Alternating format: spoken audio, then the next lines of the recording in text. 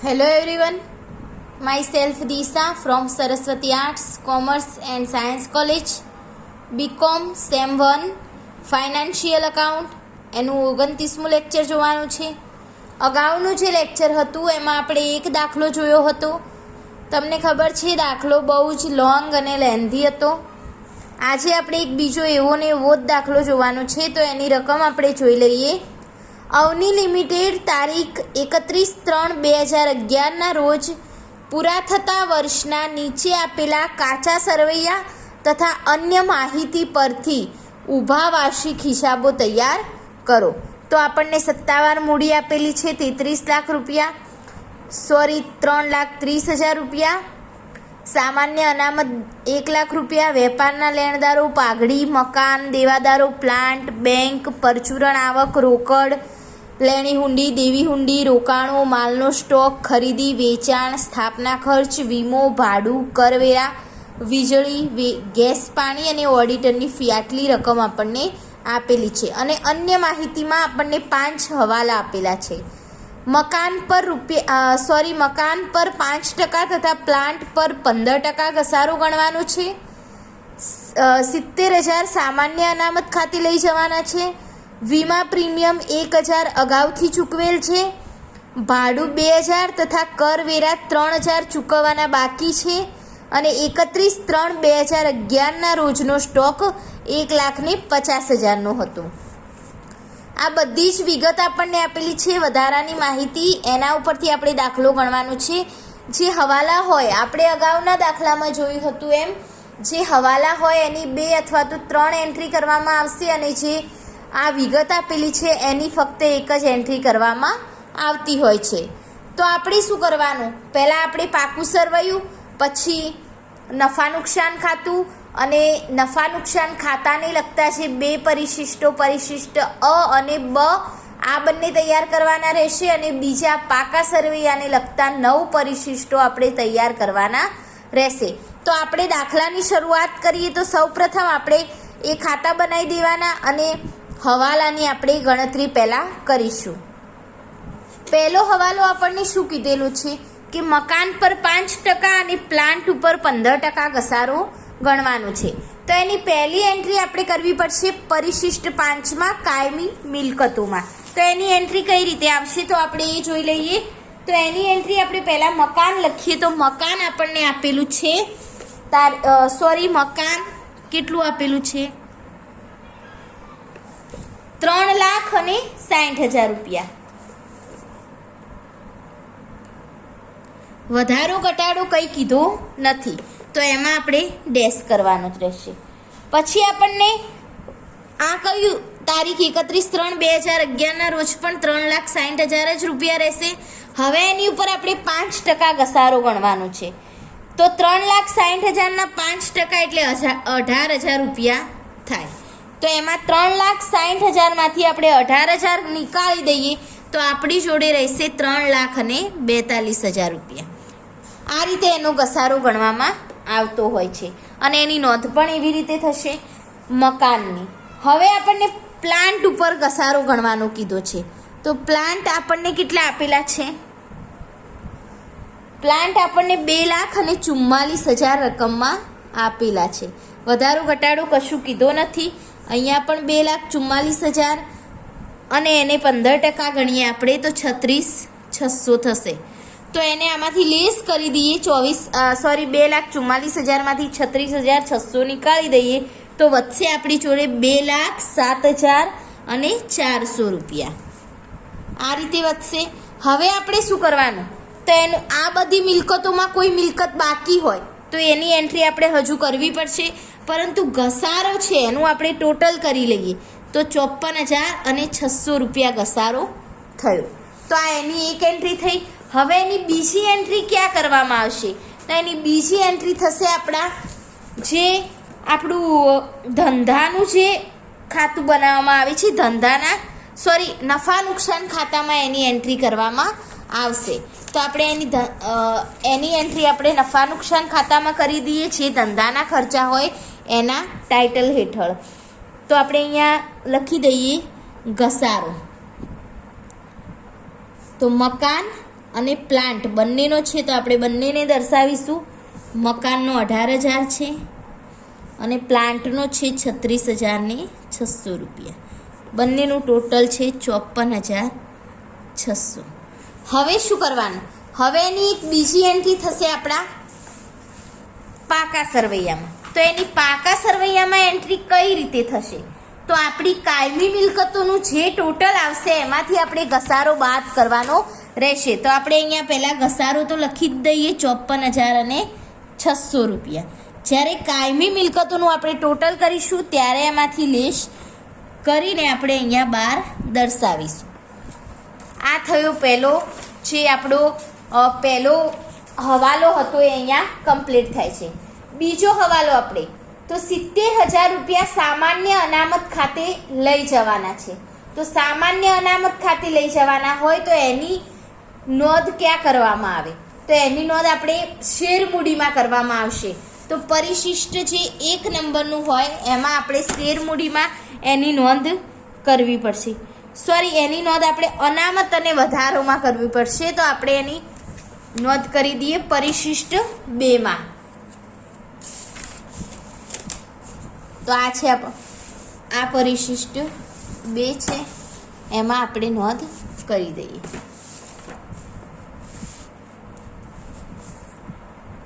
તો અનામત અને વધારામાં આપણે લખી દઈએ સામાન્ય અનામત. આપણને આપેલી છે દાખલામાં 1,00,000 રૂપિયા.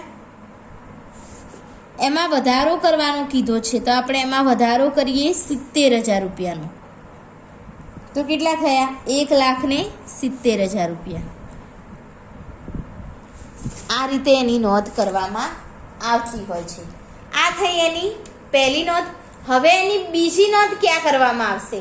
તો એની બીજી નોંધ આપણે નફા નુકસાન ખાતામાં કરીશું, સામાન્ય અનામત ખાતે 70,000 રૂપિયાની. તો આપણે એની બીજી નોંધ કરી દઈએ નફા નુકસાન ખાતામાં સામાન્ય અનામત ખાતે.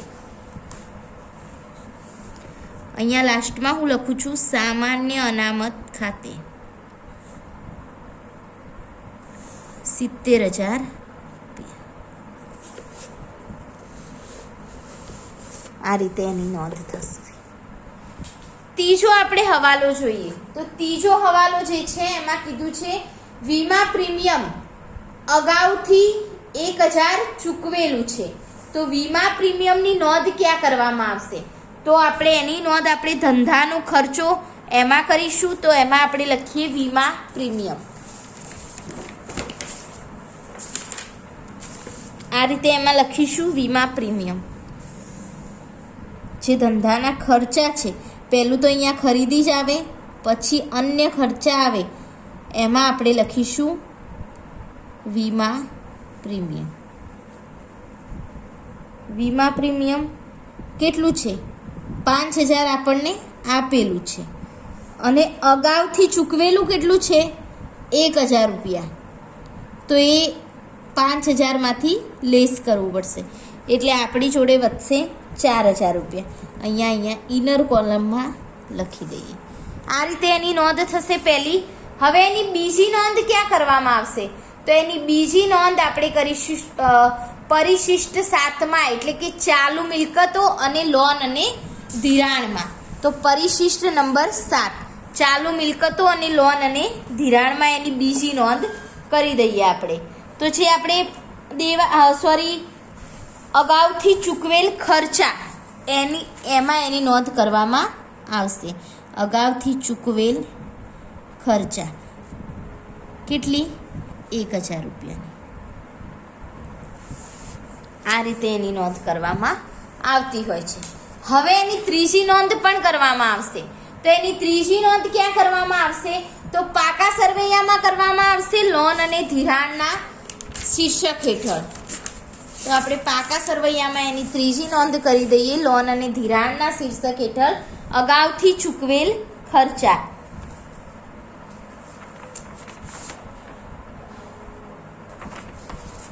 અહીંયા આપણે કરી દઈએ અગાઉથી ચૂકવેલ ખર્ચા ₹1,000. તો એની 3 નોંધો કરવામાં આવી. નેક્સ્ટ હવાલો શું છે આપણે એ જોઈ લઈએ.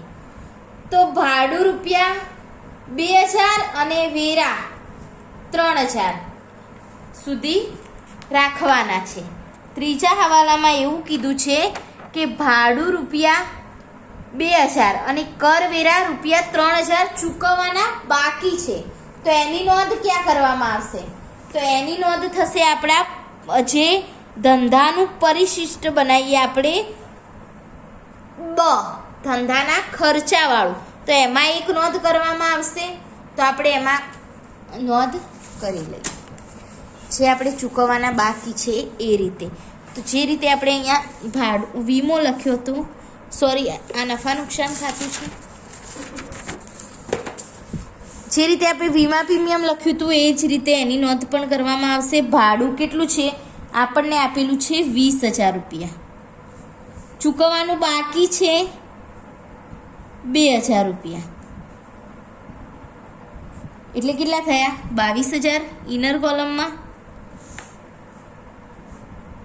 વેરા આપણને આપેલા છે 40,000 રૂપિયા અને ચૂકવવાના બાકી કેટલા કીધા છે? 3,000 રૂપિયા. તો આ બંનેની નોંધ કરવી પડશે આપણે ક્યાંક બીજે. આને હવાલો છે એટલે આની નોંધ બીજી થશે. તો એ બીજી નોંધ ક્યાં થશે? તો ચૂકવવાનું બાકી ભાડું અને ચૂકવવાનું બાકી વેરો, આ બંનેની નોંધ થશે પરિશિષ્ટ નંબર 8માં. તો આપણે પરિશિષ્ટ નંબર 8માં એ બંનેની નોંધ કરી દઈએ. આમાં ચાલુ દેવા આવે, પછી ચાલુ દેવા આવે ને એમાં એની નોંધ કરી દેવાની. ચૂકવવાનું બાકી ભાડું અને ચૂકવવાનું બાકી કરવેરા, બંનેની ભેગી કરી નાખો તો પણ ચાલે. કરવેરા કેટલા થશે? ચૂકવવાનું બાકી ભાડું છે 2,000 રૂપિયા અને 3,000 રૂપિયા. આ રીતે એની નોંધ કરવામાં આવતી હોય છે. નેક્સ્ટ આપણે જોઈએ તો સ્ટોક. આ સ્ટોકનો જે હવાલો છે, આ સ્ટોકનો હવાલો બધા જ દાખલામાં આવશે. તો સ્ટોક માટે આપણે હવાલો છે એ જોઈ લઈએ.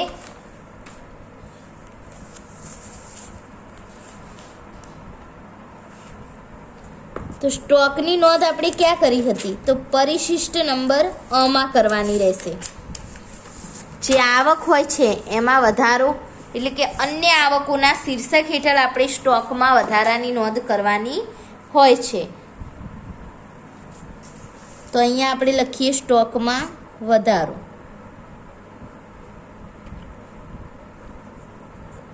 આ રીતે એનું શીર્ષક આવશે.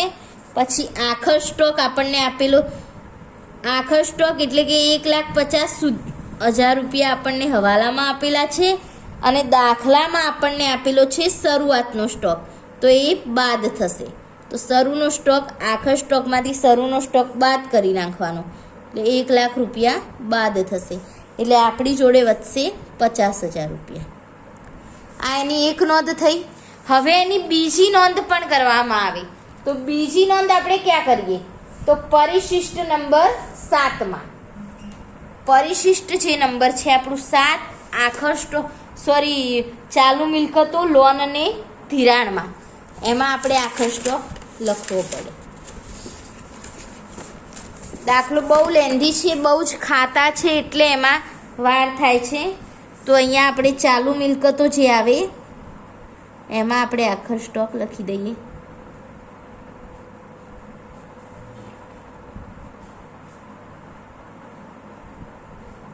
₹1,50,000 રૂપિયા. આની એન્ટ્રી અહીંયા કરવી પડશે.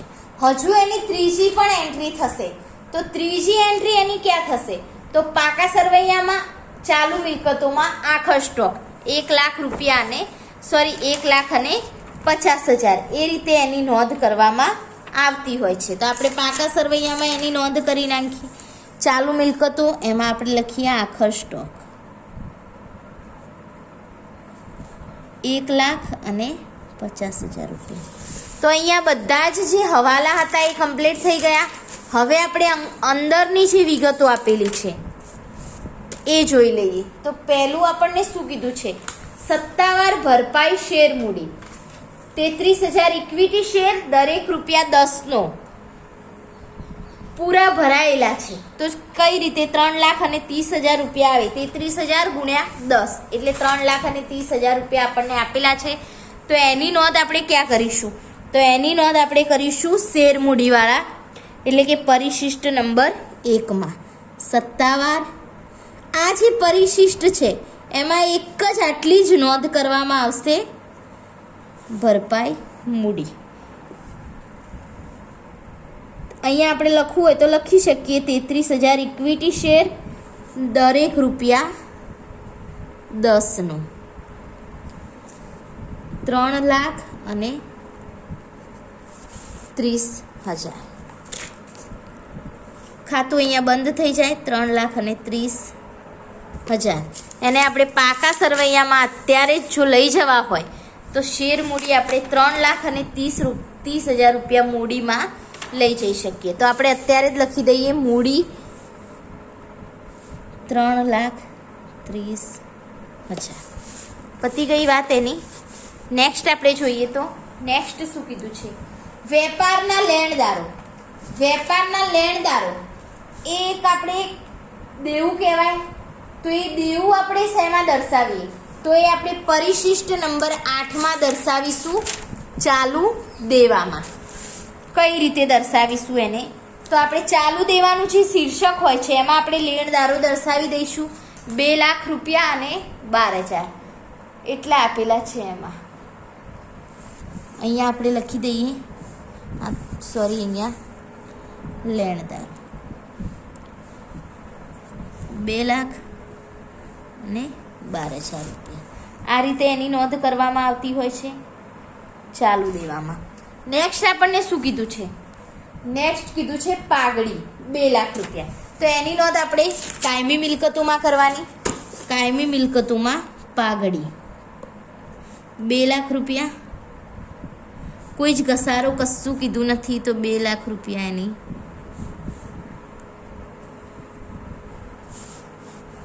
ટોટલ આપણે કરી લઈએ. આપણે આ જે ખાતું છે અહીંયા પૂરું થાય છે તો આપણે એની પણ ટોટલ કરી લઈએ. અહીંયા પણ આપણે 2 લાખ રૂપિયા જ આવશે. તો ટોટલ કેટલું આવશે? તો 2,03,42,000 અને 2,07,400. તો ટોટલ આવશે આપણું 7,49,000 અને 400 રૂપિયા અહીંનું. હવે અહીંયા આપણે ટોટલ કરીએ તો અહીંયા ટોટલ આવશે 8,04,000 રૂપિયા. આ એનું ટોટલ આવશે. અહીંયા કેટલું ટોટલ આવે? તો અહીંયા પણ એનું એ જ ટોટલ આવે. અહીંયા ડેશ 8,04,000 રૂપિયા. તો પાંચમાનું ટોટલ થઈ ગયું. તો આપણે પાંચમાને પણ અહીંયા 12 લઈ જઈએ. તો આપણી કાયમી મિલકતો જે હતી એમાંથી ઘસારો બાદ કરવાનો હતો. તો કાયમી મિલકતો આપણે લખી દઈએ અહીંયા 8,04,000. તો 8,04,000માંથી 54,600 કાઢીએ તો આપણે ટોટલ કરી નાખીએ એનું પણ 7,49,400 રૂપિયા. આ 5 નંબરનું ટોટલ આવ્યું. હવે નેક્સ્ટ આપણને શું કીધું છે? તો એના ઉપર જોઈએ તો નેક્સ્ટ આપણને કીધું છે મકાન. તો મકાન આવી ગયું. હવે દેવાદારો. તો દેવાદારો આપણને કીધા છે 5,53,000 રૂપિયાના. તો દેવાદારોની એન્ટ્રી આપણે ક્યાં કરીશું? તો દેવાદારો એ આપણી એક મિલકત તરીકે ગણવામાં આવતા હોય છે. તો એની આપણે એન્ટ્રી કરીશું આપણું પરિશિષ્ટ નંબર 7 ચાલુ મિલકતો, લોન અને ધિરાણમાં. તો દેવાદારોની એટલે કે પરચુરણ દેવાદારોની નોંધ એમાં કરવામાં આવતી હોય છે. તો અહીંયા આપણે લખી દઈએ દેવાદારો. કેટલા આપેલા છે આપણને દેવાદારો? પરિશિષ્ટ 7માં 5,53,000 રૂપિયા થઈ ગયું. નેક્સ્ટ આપણને શું કીધું છે? બેંક શિલ્લક 80,000 રૂપિયા. તો એની નોંધ આપણે 2 કરવી પડશે. એક પરિશિષ્ટ નંબર 7માં કરવામાં આવશે જે ચાલુ મિલકત છે એમાં. તો અહીંયા આપણે દેવાદારોના નીચે લખીએ બેંક શિલ્લક રૂપિયા 80,000. પાછળ ને પાછળ આપણને રોકડ પણ કીધેલું છે, તો રોકડ શિલ્લક આપણને 4800ની, તો એની પણ નોંધ અહીંયા જ આવશે, તો 4800. હવે આ બંનેની એન્ટ્રી આપણે પાકા સરવૈયામાં પણ કરવી પડતી હોય છે, તો આપણે પાકા સરવૈયામાં એની એન્ટ્રી કઈ રીતે કરીએ? તો પાકા સરવૈયામાં આપણે એની એન્ટ્રી ચાલુ મિલકતો તરીકે જ કરવી પડે, તો આપણે અહીંયા એની એન્ટ્રી લખી દઈએ. દેવાદારોની પણ એન્ટ્રી અહીંયા આવતી હોય છે, તો દેવાદારોની એન્ટ્રી અહીંયા લખી દઈએ. કેટલો છે દેવાદારો? 5,53,000. કેટલા હતા? 5,53,000 રૂપિયા. રોકડ અને બેંક હતી 80,000 રૂપિયા અને રોકડ છે 4800. તો આ થયું બધું બેંક ને દેવાદારોની બધું થયું. નેક્સ્ટ આપણે જોઈએ તો આનું ટોટલ આમાંથી આ લેસ કરવાનું રહેશે, એ આપણે લાસ્ટમાં જોઈશું. બીજું નેક્સ્ટ આપણને શું કીધેલું છે? રોકડ આવી ગયું. પરચુરણ આવક, તો પરચુરણ આવકની એન્ટ્રી આપણે શેમાં કરીશું? તો એ આપણે અન્ય આવકોમાં કરીશું, એટલે કે પરિશિષ્ટ અમાં કરીશું. તો એમાં આપણે લખી દઈએ પરિશિષ્ટ અ. આપણું ક્યાં છે? સ્ટોકમાં વધારોવાળી એન્ટ્રી આપણે કરી હતી ને, ત્યાં જ આપણે પહેલાં તો અહીંયા વેચાણ જ આવે, પછી આવે પરચુરણ આવક, તો એની એન્ટ્રી આપણે અહીંયા કરી દઈએ. કેટલી આપેલી છે? 31,950 રૂપિયા. આ રીતે એની એન્ટ્રી કરવામાં આવતી હોય છે. હવે રોકડ શિલ્લક, તો એની એન્ટ્રી થઈ ગઈ. લેણી હુંડીઓ, તો લેણી હુંડીઓ આપણને આપેલી છે 52,500 રૂપિયા. તો લેણી હુંડીઓની એન્ટ્રી આપણે પરિશિષ્ટ નંબર 7માં કરવાની રહેશે. કઈ રીતે કરવાની રહેશે એની એન્ટ્રી? તો જે લોન અને ધિરાણવાળું શીર્ષક આવે એના નીચે આપણે પરિશિષ્ટ 7માં એની એન્ટ્રી કરીશું. લેણી હુંડી અહીંયા કેટલી છે? 52,500. આનું ટોટલ અહીંયા આવશે, આનું ટોટલ અહીંયા આવશે. બરાબર. લેણી હુંડી જે છે એની બીજી પણ એન્ટ્રી આવતી હોય છે. એ ક્યાં આવે? તો પાકા સરવૈયામાં એની એન્ટ્રી આવતી હોય છે. તો પાકા સરવૈયામાં એની એન્ટ્રી શેમાં આવે? તો લોન ધિરાણમાં જ આવે, તો આપણે એની એન્ટ્રી કરી નાખીએ અહીંયા લેણી હુંડી 52,500. આ રીતે એની એન્ટ્રી કરવામાં આવતી હોય છે. હવે દેવી હુંડી, દેવી હુંડી પણ આપણને આપેલી છે, તો દેવી હુંડીની એન્ટ્રી ક્યાં કરવામાં આવશે? તો પરિશિષ્ટ નંબર 8માં કરવામાં આવશે એની એન્ટ્રી, પાકા સરવૈયામાં. એક એન્ટ્રી એની પાકા સરવૈયામાં અને એક એન્ટ્રી થશે દેવી હુંડીની પરિશિષ્ટ નંબર 8માં ચાલુ દેવાના નીચે. તો અહીંયા આપણે લખી દઈએ દેવી હુંડી. કેટલી આપેલી છે? 78,400. આ બધાનું ટોટલ લઈ જવાનું છે, એટલે આપણે એની એન્ટ્રી પાકા સરવૈયામાં કરતા નથી. એ બધાની ભેગી જ આપણે ટોટલ ત્યાં લઈ જઈશું ચાલુ દેવામાં. નેક્સ્ટ આપણને શું કીધું છે? નેક્સ્ટ આપણને કીધું છે રોકાણો. તો રોકાણો કેટલા છે? તો રોકાણોનું તો આખું ખાતું જ અલગ છે. પરિશિષ્ટ નંબર 6નું 1,50,000. બીજી કોઈ જ એન્ટ્રી આમાં આવતી નથી, તો આ ખાતું બંધ કરી દઈએ અને એની એન્ટ્રી આપણે કરીશું પાકા સરવૈયામાં. અહીંયા રોકાણો આપણે લખેલા જ છે, નંબર 6 1,50,000 રૂપિયા. આ રીતે એ પણ બંધ થઈ ગયું. નેક્સ્ટ આપણે જોઈએ તો ખરીદી. તો ખરીદી એની એન્ટ્રી ક્યાં આવે? તો પરિશિષ્ટ બમાં, જે ધંધાના ખર્ચાવાળું આપણું પરિશિષ્ટ છે એમાં ખરીદીની એન્ટ્રી આવતી હોય છે 15,90,000 રૂપિયા. આ રીતે એની એન્ટ્રી થશે. વેચાણ, તો વેચાણની એન્ટ્રી આપણે જાણીએ છીએ પરિશિષ્ટ અમાં કરવામાં આવતી હોય છે. કઈ રીતે થાય? તો એની રકમ આપણને આપેલી છે 33,26,000 રૂપિયા. આ રીતે એની એન્ટ્રી કરવામાં આવતી હોય છે. ઓડિટરની ફી તો એ ધંધાના ખર્ચા કહેવાય, તો એની એન્ટ્રી આવશે પરિશિષ્ટ નંબર બમાં ઓડિટરની ફી.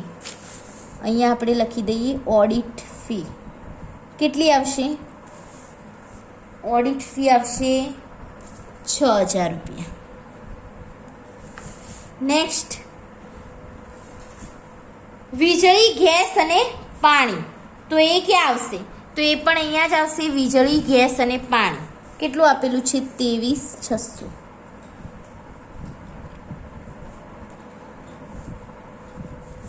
₹23,600.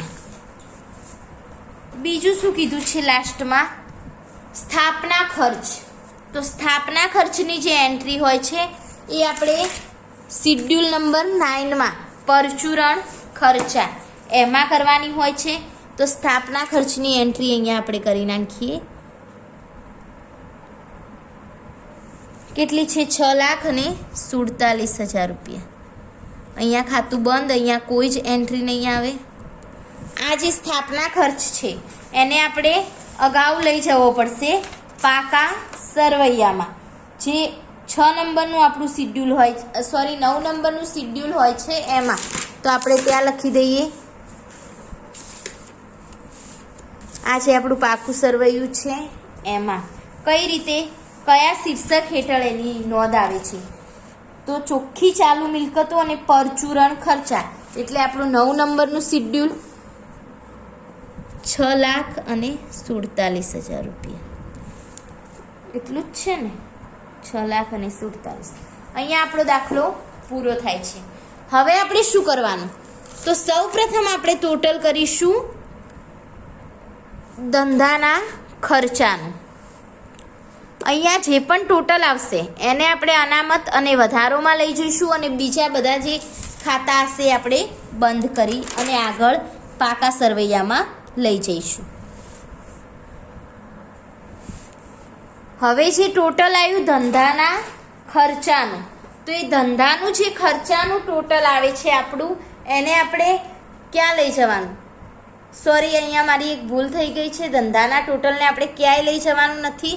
એ ધંધાનું જે ટોટલ આવે છે એને આપણે નફા નુકસાન ખર્ચા ખાતામાં લખી દેવું પડશે. તો આપણે ત્યાં લખી દઈએ ધંધાના ખર્ચા, અને પછી આપણે જે નફા નુકસાન ખાતાનું જે ટોટલ આવે એને આપણે લઈ જવું પડે છે અનામત અને વધારોમાં. તો બીજા જે ખાતા છે આપણે અહીંયા આપણે કમ્પ્લીટ કરી નાખીએ. પહેલાં આ રીતે આપણે લાસ્ટમાં દાખલો જ્યારે પતી જાય ત્યારે જે ટોટલ આપણે કરીએ દાખલાના એ અહીંયા લાવવાના રહેશે, મૂડીના ને બધા, અને આ બંનેનું ટોટલ અને આ બંનેનું ટોટલ સરખું આવવું જોઈએ. એ રીતે આપણે બધા જ દાખલાનું ટોટલ કરવાનું રહેશે. અને જે નફા નુકસાન ખાતાનું આપણું ટોટલ આવે છે એને આપણે અનામત વધારોમાં જે આપણું શિડ્યુલ છે એમાં લખવાનું રહેશે. નનું ખાતે આ રહેશે, અને અહીંયા જે ટોટલ આવે છે એને આપણે પાકા સરવૈયામાં લઈ જવાનું રહેશે. તો આ રીતે આપણો દાખલો અહીંયા કમ્પ્લીટ થાય છે. આ જ રીતે બધા એક્ઝામમાં દાખલા પૂછાતા હોય છે. જો પૂરેપૂરો દાખલો ન આવડે તો એન્ટ્રીઓ તો કરવાની, એના માર્ક્સ મળી જતા હોય છે. Thank you.